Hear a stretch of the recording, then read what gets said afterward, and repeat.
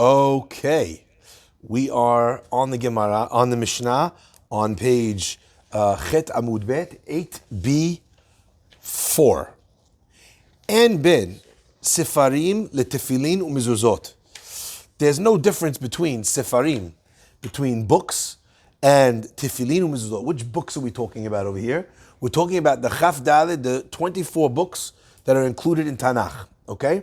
So there's no difference between the books of tefillin, between the books of Tanakh and tefillin and mezuzot, ela she'asefarim nichtavim b'chol lashon, that the books of Tanakh can be written in any language, utefillin umezuzot enan nichtavot ela ashurit, can only be written in kitav ashurit.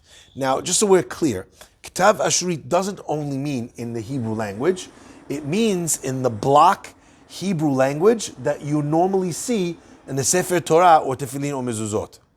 Let me give you an example of what non-Torah script looks like. Have you ever seen Hebrew script?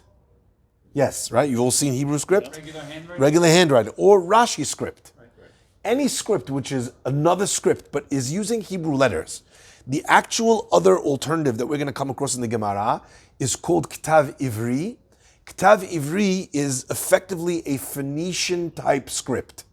So if you've ever seen on the back of the shekels, those weird symbols, that was ancient Hebrew. They call it a Paleo Hebrew language. Over the summer, one of the guys in shul gave a whole class about maybe 15 different types of scriptures. Yeah. That were all Hebrew. All Hebrew. And they found Sefarim and this and that in the time of Bar Kochba, David HaMelech, this. And you could actually find, if you look carefully in those scripts, initially you look at it, you're like, what is that? But like as an example, what does the Aleph look like? It looks like a K. So the line down actually cuts through the edge of the half of the triangle. But what does that look like? It looks like a script Aleph, right? Doesn't it? Right? Mm-hmm. So there's a lot of similarities between these different scripts, but that's going to be called Ktav Ivri. So the Mishnah tells us that the Sefarim can be written in any language, but Tefillin Mezuzot enan nichtavot ela ashurit can only be written not only in Hebrew but also in the block letters of ashurit that you see in the Sefer Torah. Okay, Rabban Shimon ben Gamliel Omer. Rabban Shimon ben Gamliel teaches, Af besfarim lo hitiru shikatevu ela yevanit. You just said that the other Sefarim can be written in other languages. It doesn't mean that they can be written in English or whatever language you want. It means that they can be written only in Greek. Where do we learn that from? We'll see. Yaft Elohim leyefet. 70 rabbis? That's Septuaginit, that's something else. Okay? We'll discuss those as well. So we have a Mishnah that says there's no difference between them, except for the fact that the Sefarim can be written in other languages and they don't need to be written in Ashurit, okay? Tefillin Mezuzot need to be written in Hebrew and in Ashurit, including Chamisha Chumash Torah. Pashtut, at least on a simple level, okay? You need to mute. Okay? Let's continue. Nathan, you need to mute, okay? Thank you. The Gemara does what the Gemara always does after we do an En Ben. En Ben means that there's no difference except for X. You know what that means? It means obviously Y is no differentiation. Ha letofran begidin u'letameh et hayadayim ze v'ze shavin. But when it comes to the fact that the only way you can stitch the parchment pieces together is through using the veins of an animal. Remember, the parchment is the skin of an animal. The little strings that you see that they're tying the Torah pages together with, looks like string, it's actually veins, okay?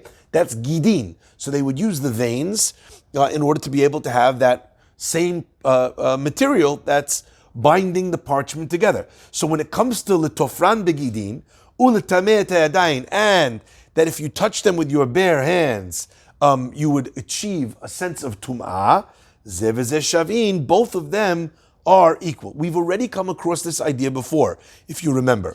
What is this idea of ze v'ze shavin, of letameh et hayadayim?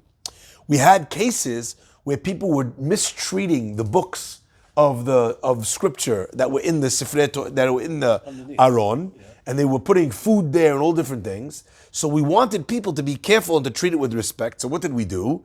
We employed a method that would make sure that people wouldn't touch it unless they needed to. And what was that? That they could not eat from terumah without becoming pure again. Many people were eating from foods that needed to be eaten in a state of purity, and since people needed to remain pure to eat those foods, they didn't want to be in a state of impurity. So therefore, through that we protected the holy scripture and as well the articles of Kiddusha, Tefillin and Mezuzot scrolls. And how did we do that? By imposing, by the rabbis giving a gezerah of tum'ah on anyone that touches it with their bare hands. So says the Gemara, if you told me that the only difference is in another language and Ashurit, which is the type of way that you write it, it means that for Gidin, for sewing, and with regards to tum'ah, they are identical. Okay, says the Gemara. 1 second. You just told me that these books are allowed to be written in any language. Viraminu, let me ask a contradiction. Let me ask a question from the Braita. Mikra shekatvu targum. A pasuk in the Torah or in the Tanakh that a person wrote targum he wrote in another language. Generally, targum is written in Aramaic, but it can be in any language. V'targum shekitavo mikra, and a targum, something which was initially in Aramaic that you're going to write now in Hebrew. Now, the reason why we translate this as Aramaic is because the Torah is really only written in 2 languages. Yeah. What language is the Torah written in? Hebrew. Generally Hebrew. Where do we have a case of Aramaic in the Torah? The Targum. No. See, that's a mistake. Targum over here doesn't mean the Targum on the side. It's not part of the Torah. That's a commentary. Targum within the Torah? Where's Targum within the Torah? So, sorry? Excellent. So you're bringing one beautiful example. Totafo, I'm going to get there in a minute. That's not an example of Targum though. Nathan, you're on it, but we're going to get there in 1 second. The Pasuk says that when Lavan and Yaakov Avinu, Lavan and Yaakov, he called them, when they make a treaty, Yaakov calls it Galed, which means that the stone is my witness. They made a pile of stones. They made a promise to one another that they wouldn't fight. Okay? So Lavan calls it Yegar Sahaduta, which means the stones are my witness. And what does Yaakov call it? Galed. I always used to say, a peace treaty is very successful if the sides can't even agree on what to call the peace treaty. Right? But the point is, that is a word in Aramaic in the Torah. So what happens if I wrote the Aramaic word in the Torah, I wrote it in Hebrew. So I wrote, and Lavan called it Galed, and Yaakov called it Yegar Sa'aduta. That would be taking a Hebrew word and making it Aramaic, and taking an Aramaic word and writing it in Hebrew, okay? That's the reason why they translate in Aramaic. However, there is one example of non-Aramaic, non-Hebrew in the Torah. And that's what Nathan said before. When the Torah calls tefillin, what does it call it? Totafot. Totafot is not a Hebrew word. It's not Aramaic either. Says the Gemara, Totafot is tat bekatpi in Carpathian, and pat be'afriki, and pat means, each one of them mean 2 in the indigenous language. One was in Carpathian and one was in African, okay? So that word is not a Hebrew word. So what if I wrote, instead of writing totafot, I wrote shnaim. That would be an example of writing Targum in Hebrew. So imagine you were reading my Torah, and my Torah said, right, this vayu l'shnaim benenecha. That would be translating Targum to Hebrew. If instead of saying, and Yaakov called it Galed, I wrote, Lavan called it Yegar Sa'aduta, and Lavan and Yaakov also called it. Now there is, obviously, and this is a bit of Tanakh that no one gets to, but there are whole books practically that are written in Aramaic. When you get to the end of the Tanakh, tons of Daniel, Divrei HaYamin is in Aramaic, because at that point already they're living They're living, Daniel, Ezra, they're living out amongst, they're not living in Israel anymore. They're living out amongst in the Persian, the Babylonian, and the Persian exile. So Aramaic is now the language that they're using all the time, okay? If you open an art scroll Tanakh, it's going to be in Hebrew, though. No. I thought I just looked at this. You'll see Hebrew letters, Yeah. but the words are not Hebrew words. Oh. Okay? Is that like the Gemara words? I gotta see it. What do you mean? Letters of Aramaic words? The Gemara is what we're reading in Aramaic here. The transliteration of the No, Aramaic words? no. Oh, it's not. It's literally written in Aramaic.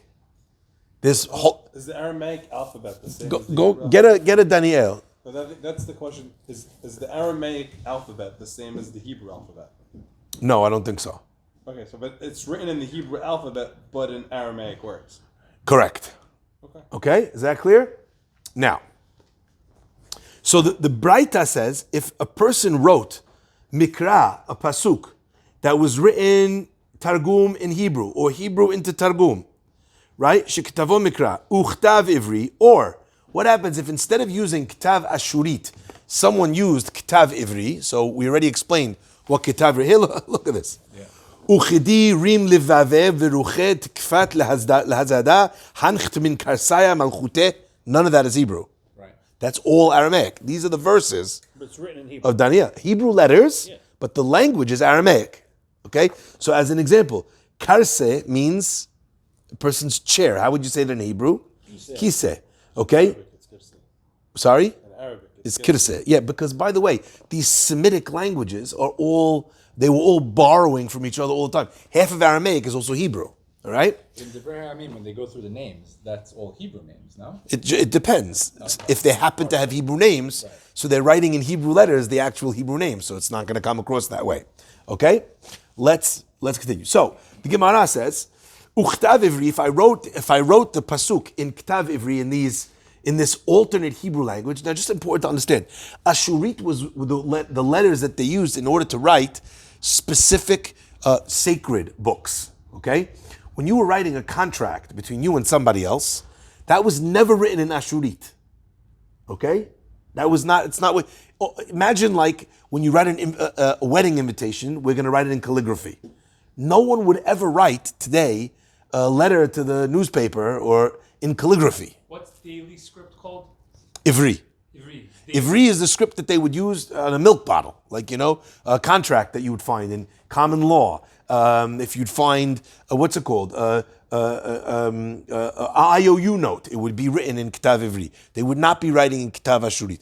Ashurit was reserved for the sacred writings. So if a person wrote a Mikra in that kind of script, it does not make the hands tameh, because it does not have the Kiddusha of a Ktav Ivri, because it's not written the right way. Three conditions. What are the conditions? Number one, Ashurit. Number two, Sefer and parchment. Right? Number three, Dio with ink. So if a guy wrote on loose leaf paper, Ashurit with blood, or if he wrote on loose leaf paper, Ashurit with Dio, doesn't have Kiddusha. You need all three conditions in order for it to be Kadosh. And once it's Kadosh, then it falls under the rabbinic decree of Tumat Yadayim, that you would become impure if you touched it, because it has that Kedusha that we're trying to maintain. Okay? You become impure from touching the holy thing? The holy thing, yeah. Isn't that From contra? the side, no? Completely So contra. when they turn the Torah, the guy uses that like, They use the paper, they use the talet, that's why they're doing it. or the scarf. Okay? So it's kavod, and the only way the Chachamim could think of to make sure that the person would abide by that sanctity and not take it for granted is if there was almost like a punishment for not treating it correctly. Okay? Says the Gemara. Amar Rava. Rava says, Lo kasha. So you have, what was the question? The Mishnah says that if it's written in any language, that the difference between tefillin, mezuzah, and the books are that the books can be written in any language, and the tefillin, mezuzah not. Ostensibly, that means that it maintains its status of a holy book. On that, we're finding that the Braita says if you wrote Targum, Ivrit, Targum, or if you wrote in Ktav, Ivri, right, it's no good. So how could you, it's a contradiction between the Braita and the Mishnah. Sorry? So they're saying if it's written in another language, there's no tumah. Another language, no tumah. So therefore, they're finding another difference that's not listed in the Mishnah. It's a direct contradiction. One of the conditions are not met. You need three conditions. No, it's a direct attack. Why? Because in the Mishnah it said that the difference between them is this, that you could translate it. And then I find the Breita that says if you translate it, it has no holiness. So then there is no difference, because then they're identical. The same way tefillin you can't write in English, so also this you can't. Okay. Gemara answers, Amar Rava, Rava answered, Lo kasha, not a question, no problem. Kan begufan shelanu, kan begufan shelahem. No, the Mishnah where we're talking about, where we say that there's a difference between them, that's talking about a situation when you wrote it in Ashurit. So you changed the language, but you transliterated it into Hebrew language, into the right script, the sacred script. So as an example, you're going to write the Yegar Sa'aduta, but you wrote it in the Hebrew, okay, whatever it is. However, Kan, in the Breita, Begufan Shelahem, you're writing it in another script. Let's say you're writing it in Kitav Ivri, okay? So when you wrote it in the wrong script, it doesn't make a difference that you translate it into something else because you wrote it in the wrong script. Here we're talking about the Mishnah is talking about in Kitav Ashurit. So if you wrote it in the block, in the sacred letters in Ashurit, even if you translated it into another language, but you transliterated it back, so you wrote, and Aleph Nun Dalid, he, Hey Yud, said to Moshe, if you wrote that out in sacred letters, according to the Mishnah, it would be holy. And the Breita is talking about when you didn't write it in those letters, when you wrote it either in Ivri or in a totally foreign script. The Gemara says, no way, can't be. Amale Abaye, Abaye says to Rava, what are you talking about? B'mayu kimta lehahi. How could you possibly explain the Breita that way? Remember, the Breita says, Begufan shelahen, Mai irya mikra shekatavu targum v'targum shekatavo mikra. If you wrote it in Ivri Ktav, or you wrote it in English, or you wrote it in Spanish, whatever you wrote it in some other language, but not Ashurit, okay, not in Hebrew. I don't need to tell you that I wrote Targum, Hebrew, Targum, even if you wrote the actual Hebrew letters exactly as they're supposed to be written, but you wrote it in a script Aleph, or you wrote it in transliterated into English, it has no Kedusha either. So if the Breita is talking about a case where you wrote it in Ivri, in a foreign script, then it wouldn't only be Targum to Hebrew, Hebrew to Targum. It would even be, if you wrote the Hebrew itself that way, it would not have Kedusha. So you cannot say that the Breita is talking about that case. Even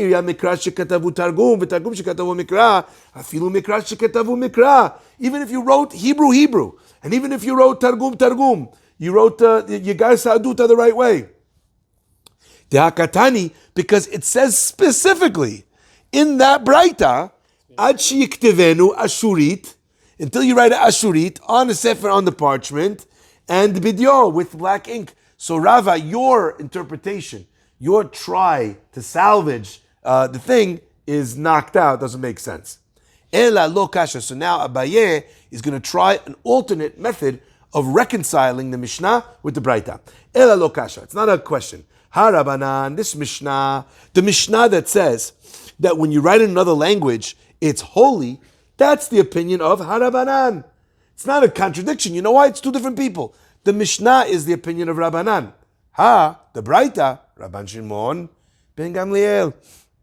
The Breita which says that if you write Mikra, Targum, Mikra, it no longer has the sanctity of the books, is not a contradiction because that's Rabbi Shimon ben Gamliel. Rabbi Shimon ben Gamliel says you can't translate it into another language. By the way, let's look back at the actual Mishnah. What did Rabbi Shimon ben Gamliel say? The rabbis say you could translate it to other language.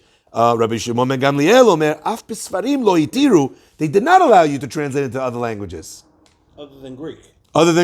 So there you go. You're precipitating and predicting exactly what's coming in a second. So the Gemara answered, this Breita is Rabban Shimon ben Gamliel, and he says you can't write it in a foreign language, only if you wrote it in Hebrew. Yes, the Gemara, 1 second. Rabban Shimon ben Gamliel, ha'ika yevanit.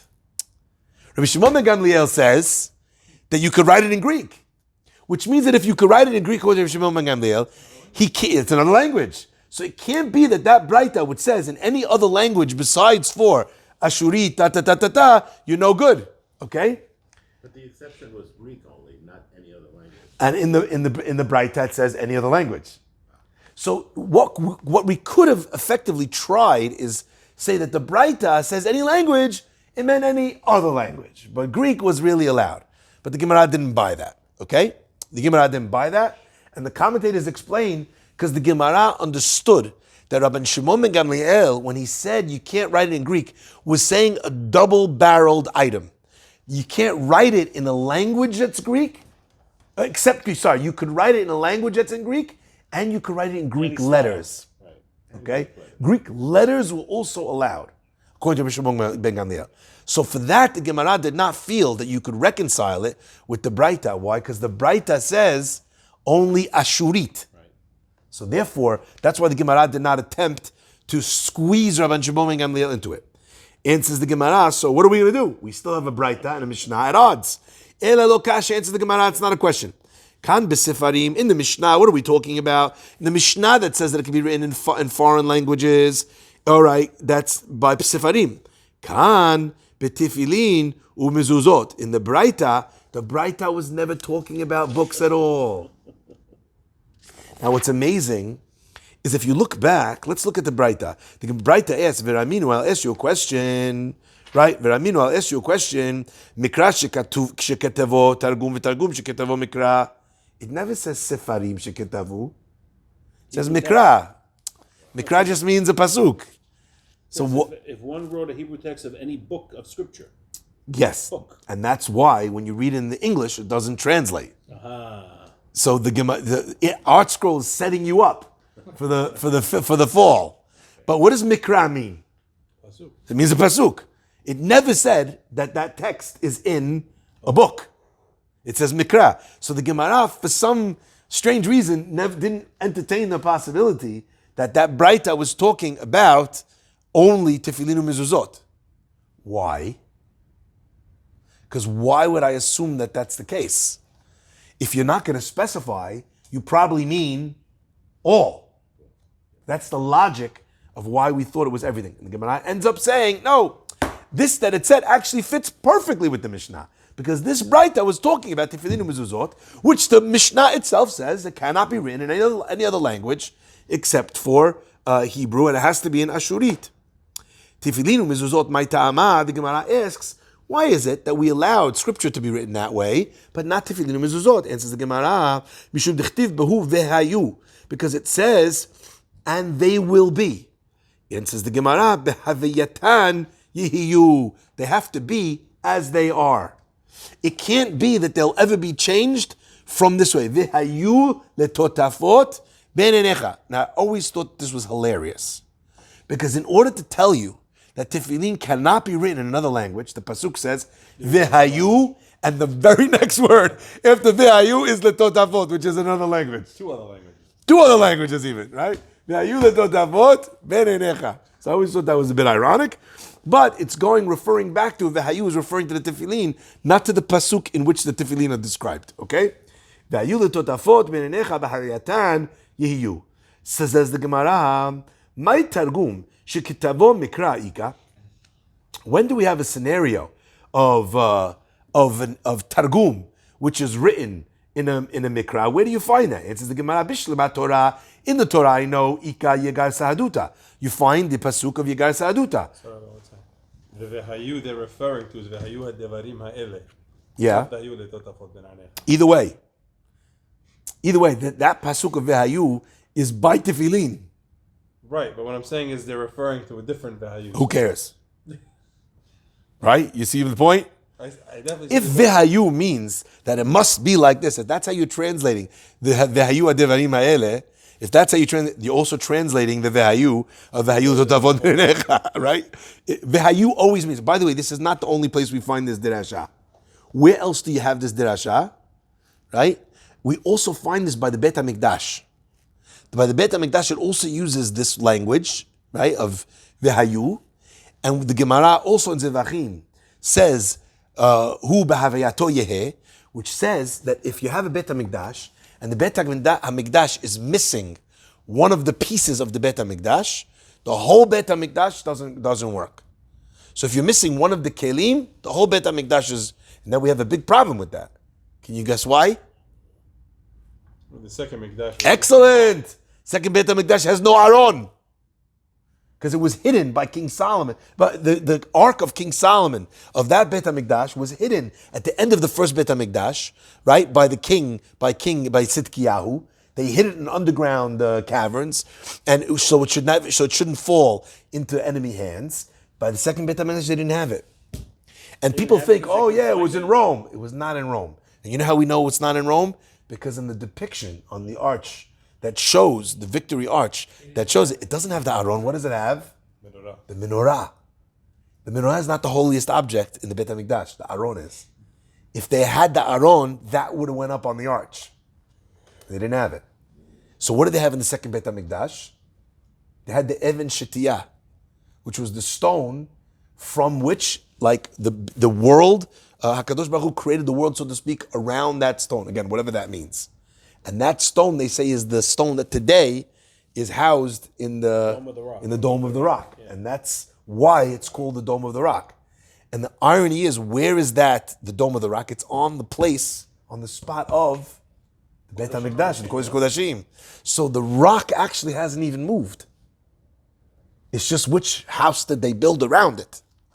Okay? Obviously very deep symbolism of a world that's created from a rock, and these two world powers and influences that were also built around that rock. Okay, let's carry on. Says the Gemara, where do you find that? Torah. In the Torah, we know that one. In Tefillin and Mezuzot, there is no Targum. So you just told me that this Braita is talking about writing Tefillin and Mezuzot, and in there it said, don't write Targum, don't write the wrong way, right? Where do you find which Targum is there in the case of Tefillin and Mezuzot? There isn't any.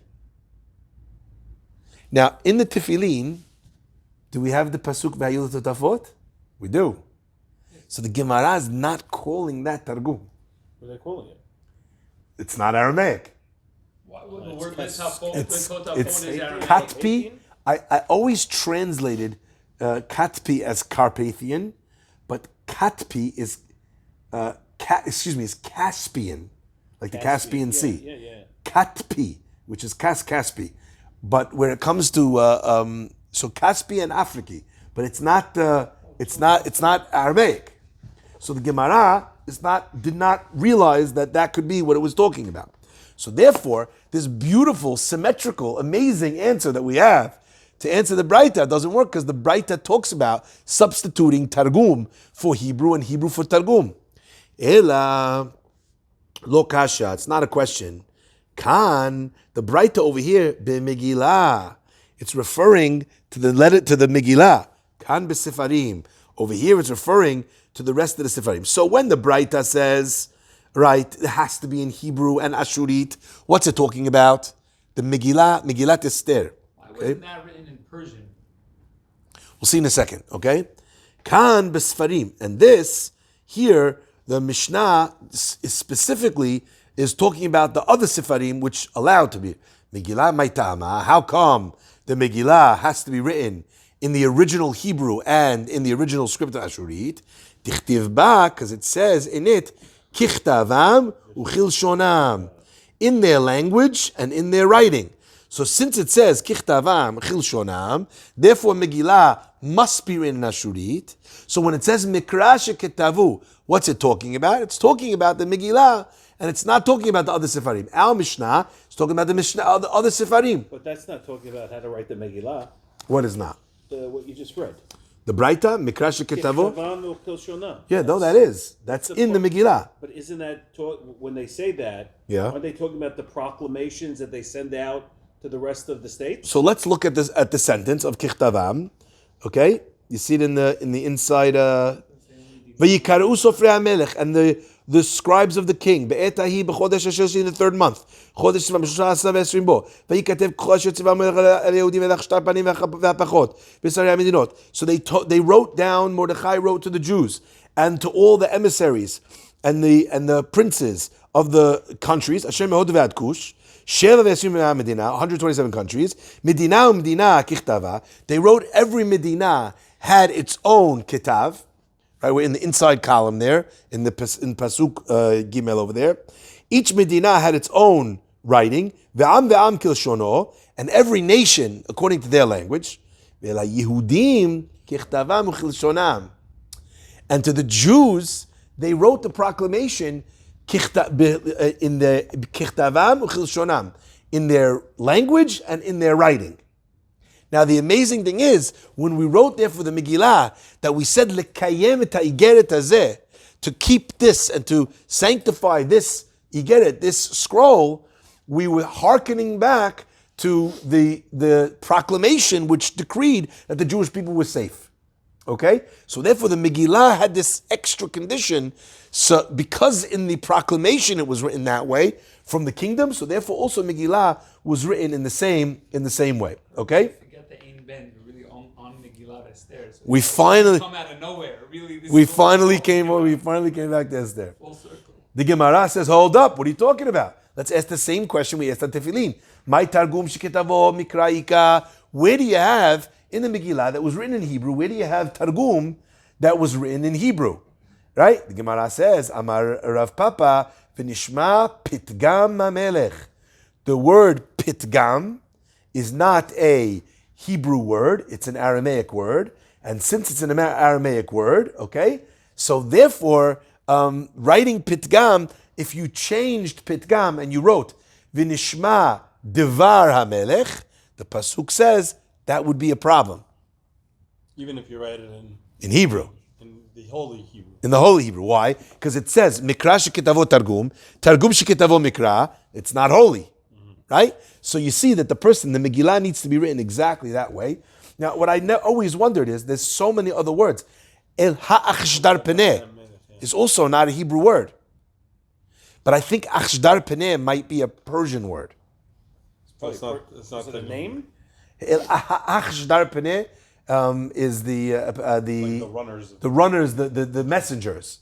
But in fact, we're going to come across another scenario later on. The Gemara talks about whether or not we do bitul Torah, or do we stop learning Torah for the sake of reading Megillah. And the Gemara asks, everyone asks on the Gemara's question, what does that mean?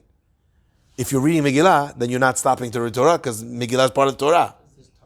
And the Gemara and the commentators answer, because there's a word in the Megillah called El Ha'achshedar Peneh, which we don't know exactly the translation of. So therefore, for that one word, it's Bitul Torah.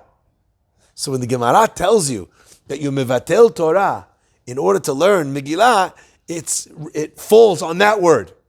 So again, we find that that's a word which is not in Hebrew. But just like we found that Totafot is a non-Hebrew word, but the Gemara is not counting it as Targum. Because remember, we knocked out Tefillin Mezuzot from being the Pshat and the Braita because it doesn't have Aramaic, so we'll do the same thing here. But interestingly enough, Pitgam is an Aramaic word, and that's what it talks about. Rav Nachman Bar Yitzchak says, no, there's another word here, which is in Aramaic. V'chol hanashim yitnu yekar leba'alehem. And all the women will give honor to their husbands. Now, I always found this a little bit strange. Sounds Hebrew. Well, Yakar, deer. yakar is dear, but what else? What other problem do I have with that? La Yehudim hayta ora simcha v'sason yikar. Why not bring that point? So yeah, why is that one not and this one is? Could Unless it be he the same way that we just said. unless he holds that both of them are. Could it be the same way that we said Vayehiyu refers to the other time in Shema, not this time? Sorry? Could we be the same way that we said that the pasuk in Shema, we said that the full refers to the first time, not the second time? He could have said it both, but he's just bringing 1 point. Maybe you could say that, but I think that there's maybe a different answer. It's not that yekar is not a Hebrew word. It's just that it's not the normal word that we would use. The normal word that we would use if we were writing a book only in Hebrew would be kavod. Since we didn't use kavod, what did we use instead? Aramaic. We used an Aramaic word, or a word that's also Hebrew, but less commonly used as a Hebrew word. Hey, In the placement of Layehudim Aita Ora v'Simcha v'Sason Vikar, Vikar over there doesn't mean honor. It's not how we would, that maybe we would translate it to mean, as the Gemara is going to learn later on, Sason is, each one represents another thing. One is Yom Tov, one is Tefillin, one is, etc. Okay, let's see. Carrying on. Yes? Now the Gemara is going to answer another answer. So we have one standing answer. Rav Ashi says, Ki Tanya hahi b'sha'ar serafim. B'sha'ar sefarim, excuse me. That Braita Ki Tanya hi, right, b'sha'ar sefarim. It's talking about the other books. Okay?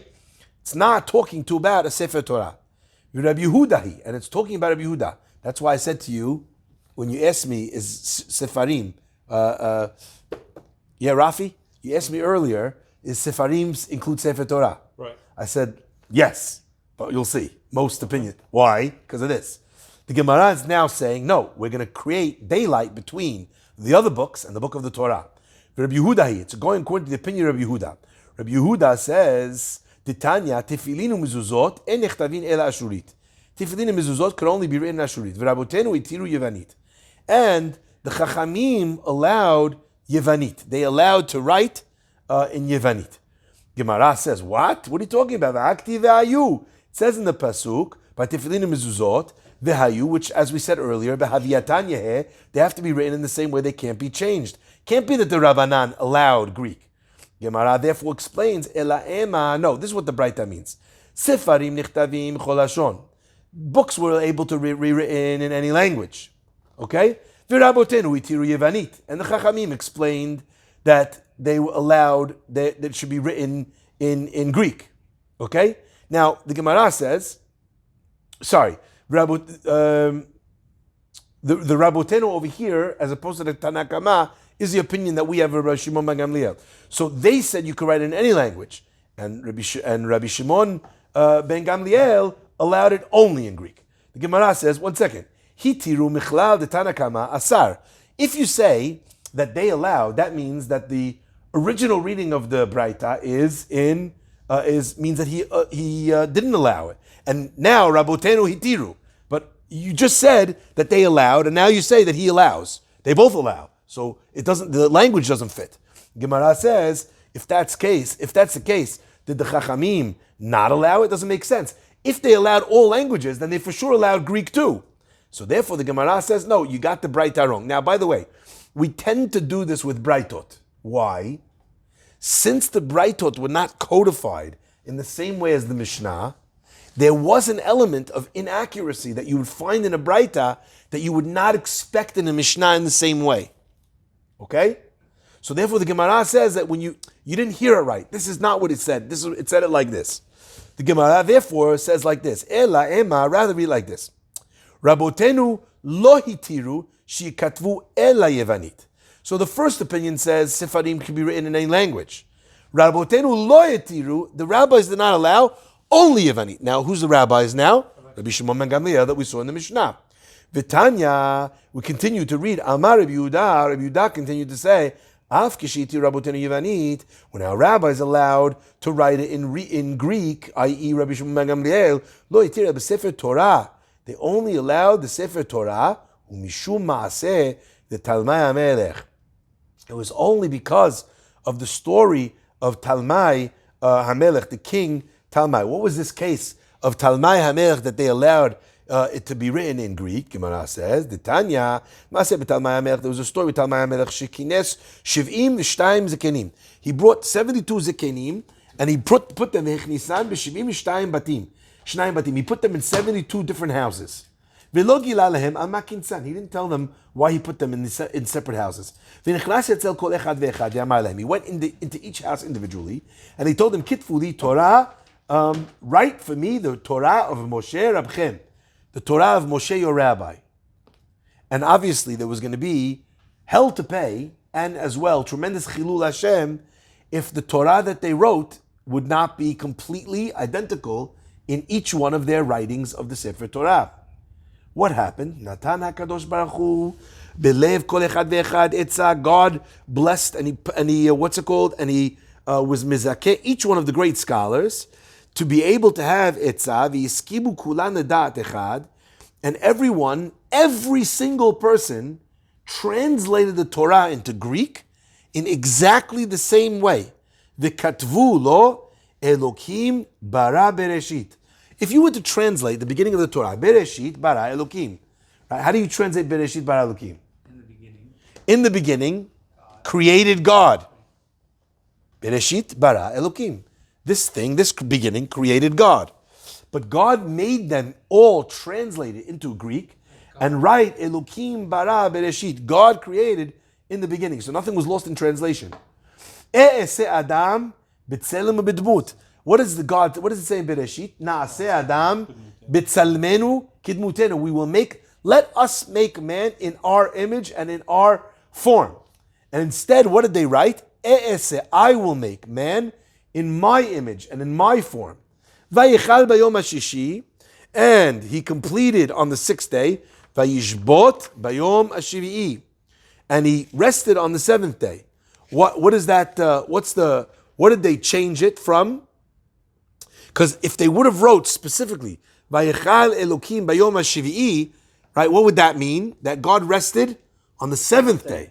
They explained that rested on the seventh day means that by the seventh day he was already resting. So they made it clear. Why did they do this? Why did they do this translation? Because Talmai would have forced, if he could read it another way, he could then force the Jews, according to the exact, your rabbi said, the beginning created God, you guys can no longer have synagogues. So then why wasn't the Torah written clearly? The Torah was written clearly in Hebrew. Right, the English way. But Talmai says, translate it for me. And things are lost in translation. How many Syrian statements make zero sense when you translate them into English? Because when you move from one language to another language, it makes no... Say what's up in another language.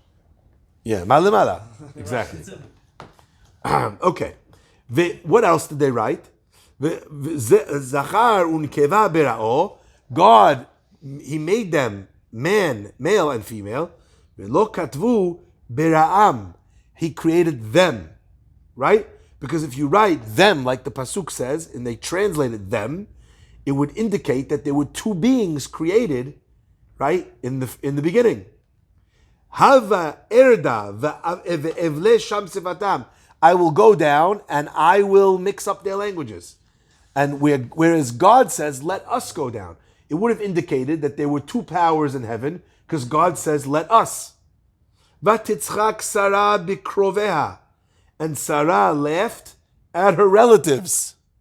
It doesn't say bikirba, inside of her innards. Why was that a necessary retranslation? Crazy? Sorry? What, it said she was crazy? She didn't believe God. Sounds like she didn't have faith. Right? So the answer is bikrovea. She laughed amongst her relatives or at her relatives. Ki be'apam hargu shor. For in their anger they killed an ox. Ubirtzonam ikru evus. Right? So with their anger they killed an ox, and with their will, ikru evus. Evus means normally evus is translated as the feeding bag. Okay? Look at Rashi. Rashi says over here, where is it? Can't find it. Footnote 25 has it. Kibi apam hagu ishu b'tzonam ekrushor. No, that's not what I'm looking for. I saw the Pirush that it brings. I can't find where I saw it now. The pasuk says, "Ki yada shor konehu v'hamor evus be'alav." Okay, so either way, why did they need to write this? What was the importance of changing it from "Ki be'apam hargu shor u'birtzonam ekru evus"? What was the point? To not portray them as murderers. Not portray the brothers as being willing to sell out. It's the middle of the page, Rashi. Hargu shor shelo yamer tzhanim hayu. There it is. I couldn't find. I was looking for evus. That's why. שלא יאמר רצחנים היו אבותיכם, שהרי אביהם מעיד עליהם שהם הרגו איש. לקח כתבו שור, he changed it from killed a man to killed an ox. Okay? וברצונם יקרו אבוס. What else did they write? This was referring to Yosef? Yes. Okay? ויקח משה את אשתו ואת בניו, וירכיבם על נושא בני אדם. And why was it important to change it from on a donkey? Why is that important? Because in their time, that would have been seen as a low mode of transportation. That's according to where is it? A Bedouin? Rashi says it by that the noblemen used to travel on a sus, on a horse, and the hazik guys, the guys of the marketplace people, they used to use donkeys. So to say that Moshe Rabbeinu was putting his wife and his children on the donkeys, right? So what did they say? He changed it to al noseh bnei adam. Okay, where are we? Umoshav. What else do they do? Umoshav bnei Yisrael asher yeshvu b'Mitzrayim b'shar ha'atzot 400 shana. And how long did the Jewish people live in Egypt? They lived in Egypt and in other places. Ub'shar ha'atzot 400 shana. Why was it important to have 400 shana, not to write 400 shana? Because we know that it's only 210. And then what's he going to say? The Torah is falsifying the records. Okay? Vayishlach et zatuteh b'nei Yisrael. And he sent the zatuteh b'nei Yisrael. Rashi says, et zatuteh, you see that, Rashi? What does zatuteh mean? Lashon chashivut, aval na'areh lashon katnut.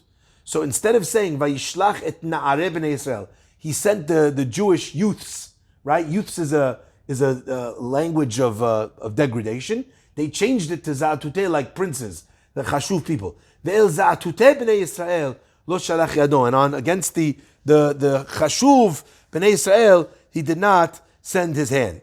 By the way, are you realizing this? You see how many changes they're making? Amazing. And every one of these changes, I mean, you look at it, it's like, okay, fine. Maybe not. Like, was that necessary? 72 scholars, everyone identical. Talmai is looking, and he's looking, he's what's it called? Auditing the Torah now. And this is what they did for him. Lo chemed echad mehem nasati. Moshe Rabbeinu says, Lo chamor echad nasati. I did not take one hamor. And what did they change hamor to? Lo chemed echad mehem nasati. Now, one thing that's one desirable object. Again, they wanted to get away from hamor, number one. Number two, if Moshe says I didn't take a hamor, maybe he took something else. So therefore they wrote chemed. Asher chalak Hashem Elokecha otam le'ha'ir l'chol ha'amim.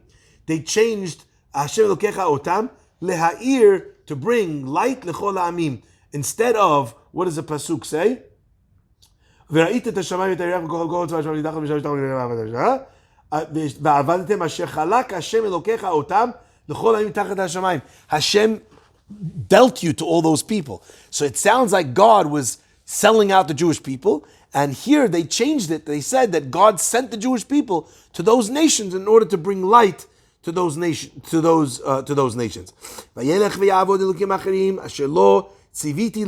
They served other gods that I did not command them to serve them. Almost as if saying that that God, what Hakadosh Baruch Hu was trying to say, is that they themselves are gods. So in each case where there was a scenario where it could sound like the Torah is giving validity to Avodah Zarah, they were able to navigate around that. Okay? And what did they write for him? What did they add for him when it comes to the Etzirat Haraglaim? They wrote the short-legged creatures, and they did not write for him the rabbit. Right? Why? The wife of the king was Arnevet. And they did not want to say that the Torah says that Arnevet is an animal which is Tameh, because they knew that they would be punished for that. Shelo Yomar Sachaku. Her name was Arnevet. Shelo, your buddy. Shelo Yomar Sachaku bi HaYehudim v'tilu shem eshti b'Torah. Look, the Jews are making fun of me, and they wrote my wife's name in the Torah as if she was a taref animal. Look at what they're doing, and he would punish them. Now, therefore, since this unbelievable miracle happened, that HaKadosh Baruch Hu helped them translate into Greek. Therefore, they allowed for the Torah to be written into Ktav Ashurit. The Mishnah says, Rabban Shimon ben Gamliel says, Af b'sefarim lo yitiru shikatvu el Yavanit. Even when it comes to all the other books, right? Lo yitiru shikatvu el Yavanit. Only in Greek. Amar Rabbi Avahu, Amar Rabbi Yochanan, halacha Rabban Shimon ben Gamliel. The halacha is like Rabban Shimon ben Gamliel that we're only allowed to do it with regards to Yavanit with Greek. Amar Rabbi Yochanan says, what's the reason? Amar Kra, the pasuk says, Yaft Elohim liyefet v'yishkom b'ha'ol Hashem. The pasuk says, God did. He made beautiful Yefet, one of the three sons, Shem, Cham, and Yafet, right? Cham was the one that either castrated his father or laughed at his father's nakedness or gazed at his father's nakedness.